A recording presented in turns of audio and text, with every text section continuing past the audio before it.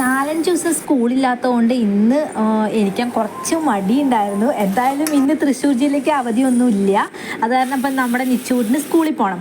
അപ്പോൾ രാവിലെ എണീച്ച് അവൻ പറഞ്ഞു അവന് ചോറും തൈരും കൂടി മതി എന്ന് പറഞ്ഞ കാരണം ഞാൻ രാവിലെ തന്നെ അരി അടുപ്പത്തിട്ടു. പിന്നെ ഞാൻ പയറൊന്ന് വേവിച്ച് ഉപ്പിട്ട് വേവിച്ചിട്ട് അതും കൊടുത്തു വിടാനാണ് ഉദ്ദേശിക്കുന്നത് കേട്ടോ. പിന്നെ രാവിലെ ബ്രേക്ക്ഫാസ്റ്റിന് ദോശ ഉണ്ടാക്കി. ദോശയുടെ കൂടെ ചട്നിയൊക്കെ അരച്ച് വെച്ചു. ഇപ്രാവശ്യം ഞാൻ മുളക് പൊടി ഇട്ടിട്ടാണ് ചട്നി അരച്ചിട്ടുണ്ടായിരുന്നത്.